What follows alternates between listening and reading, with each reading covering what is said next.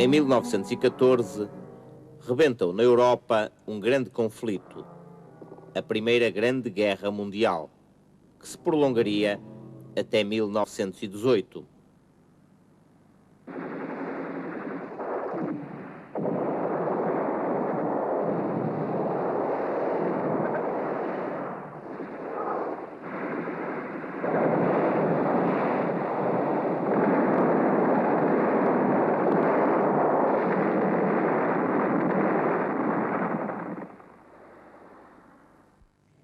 Este conflito veio agravar ainda mais as dificuldades em que viviam os portugueses, tendo chegado mesmo a faltar alguns produtos alimentares.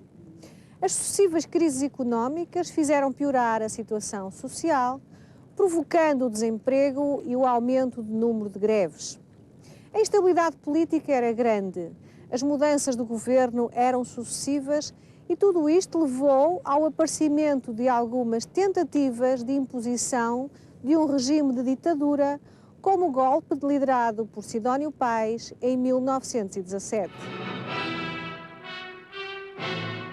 No dia 28 de maio de 1926, o novo movimento liderado pelo general Gomes da Costa partiu de Braga, avançou sem resistência até Lisboa, onde chegou vitorioso, instalando assim em Portugal uma ditadura militar. Ditadura é um regime político em que o poder se encontra concentrado numa só pessoa ou pequeno grupo de pessoas e em que a autoridade está no Estado, tendo os cidadãos poucos direitos e liberdades. Entre 1926 e 1933, a ditadura foi dirigida por militares, tendo em 1928 sido eleito o general Carmona para Presidente da República. Para Ministro das Finanças, Carmona nomeou o professor da Universidade de Coimbra, Dr. Oliveira Salazar. Este, em 1932, é nomeado Primeiro-Ministro, cargo que exerceu até 1968, acumulando por vezes os cargos de Ministro da Guerra, dos Negócios Estrangeiros e, ainda que transitoriamente, o de Presidente da República. Devido à grave situação económica do país, o Ministro das Finanças acabou por ganhar grande poder. De facto, Salazar conseguiu equilibrar a economia portuguesa à custa do agravamento dos impostos, dos baixos salários e da redução de verbas para a saúde, para a assistência e educação. Devo à providência a graça de ser pobre. Sem bens que valham, por muito pouco estou preso à roda da fortuna. Nem falta me fizeram nunca lugares rendosos de riquezas, ostentações. E para ganhar na modéstia a que me habituei e em que posso viver o pão de cada dia, não tenho de enredar-me na trama dos negócios ou em comprometedoras solidariedades. Se me ocupo das reivindicações dos humildes, é pelo mérito próprio e imposição da minha consciência de governante, não por ligações partidárias ou compromissos eleitorais que me estordem. Para suporte desta nova política, foi aprovada em 1933 uma nova Constituição que contrariava os princípios democráticos da Primeira República, defendendo um Estado forte e autoritário que ficou conhecido por Estado Novo. Este regime tem características de ditadura, restringindo as liberdades dos cidadãos.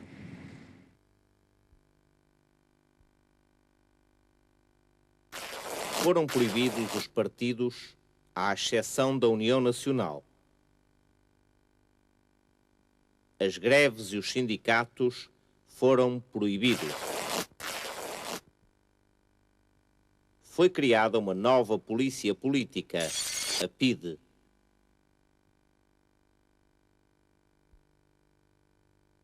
Os jornais, peças de teatro, filmes e livros foram censurados. Em 1936, surgiram a Legião e a Mocidade Portuguesa, defensoras da propaganda e da doutrina do regime do Estado Novo, do qual Salazar é a principal figura. Durante este regime, o orgulho do salazarismo evidencia-se na política de construção de obras públicas com as quais se pretende desenvolver o país e mostrar a capacidade de desenvolvimento do Estado Novo.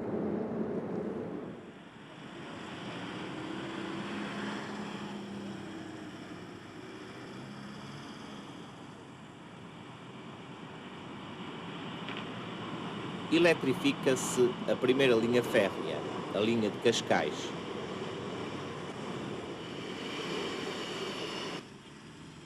Abre-se a primeira autoestrada de Lisboa à Vila Franca. Inaugura-se o Metropolitano de Lisboa. Constroem-se novas estradas, pontes, barragens, melhoram-se os portos marítimos. Constroem-se bairros de renda económica, edifícios para escolas e outras componentes sociais. Mantendo um significativo atraso, a agricultura continuava a ser a principal atividade da população portuguesa. Os salários eram baixos, nem todos os jovens tinham acesso à escola e Portugal, apesar de não ter participado na Segunda Grande Guerra Mundial, não consegue um desenvolvimento idêntico ao dos restantes países da Europa, que se desenvolvem e modernizam. Portugal continua a ser um país rural, chegando-se mesmo a admirar e a cantar a pobreza como uma característica do povo português. Uma casa portuguesa fica bem, pão e vinho sobre a mesa. E se à porta humildemente bate alguém, senta-se à mesa com a gente. Fica bem esta franqueza, fica bem, que o povo nunca desmente. A alegria da pobreza está nesta grande riqueza de dar e ficar contente. Quatro paredes caiadas, um cheirinho alecrim, um cacho de uvas doiradas, duas rosas no jardim, um São José de azulejos, mais o sol da primavera, uma promessa de beijos, dois braços à minha espera. É uma casa portuguesa com certeza, e é com certeza uma casa portuguesa. É uma casa portuguesa com certeza, é com certeza uma casa portuguesa. O regime preocupou-se em atrair a juventude, tendo na educação escolar dos portugueses uma referência obrigatória à figura de Salazar, através, por exemplo, de cartazes de propaganda ao regime. Durante a Segunda Guerra Mundial, Salazar procurou dar do país uma imagem de grande unidade e estabilidade. Nesse sentido, foi organizada aqui, em Belém, no ano de 1940, a exposição do mundo português, instalada entre o Tejo e os Jerónimos, onde era contada a história da pátria e apresentadas a todos os portugueses as propostas de Salazar para o futuro da nação. Este foi um dos momentos mais altos da propaganda do regime do Estado Novo.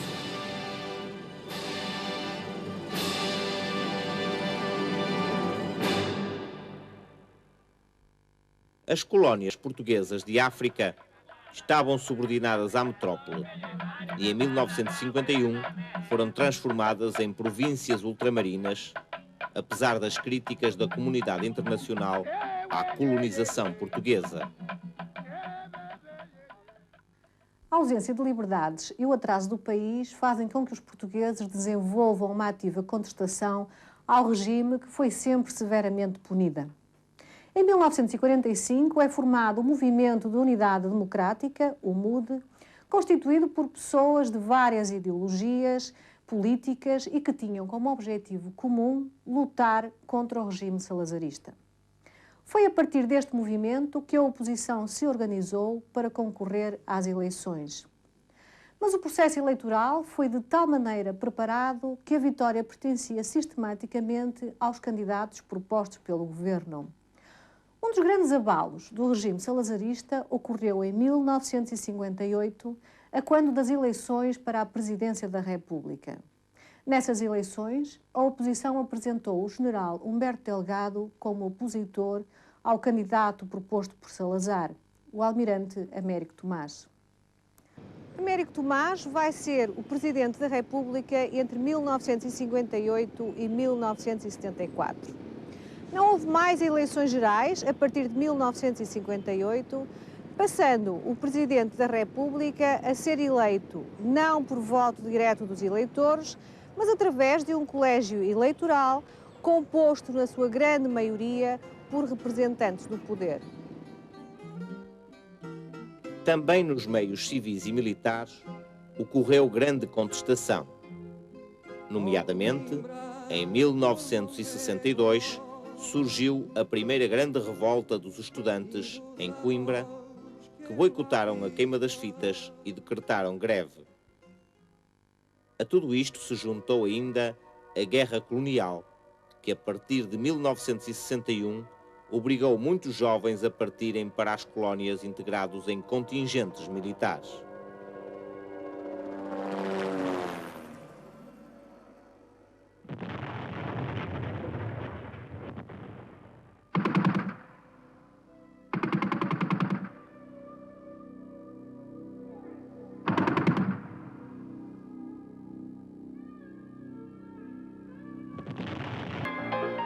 Após a Segunda Grande Guerra Mundial, foi dada a independência a muitas colónias de África.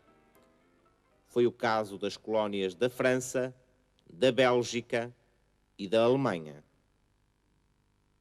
A partir dos anos 60, Portugal ficou assim isolado na comunidade internacional que defendia a liberdade de todos os povos colonizados. O governo português recusou-se a reconhecer a independência das suas colónias, tendo os movimentos de libertação iniciado uma guerra que durou 13 anos.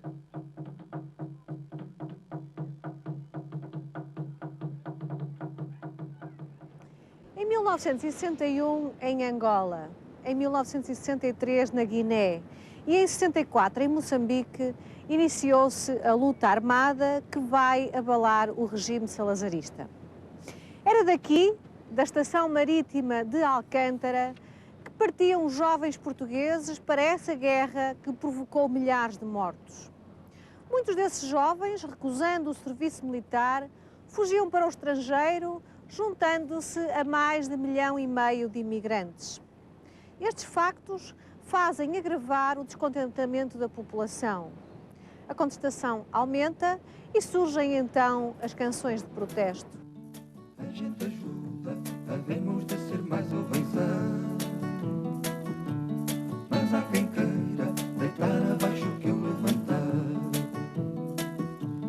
A bucha é dura, mais dura é a razão que assusta. Só nesta luz não há lugar para os filhos da mãe. Não me obriguem a vir para a rua gritar, que é já tempo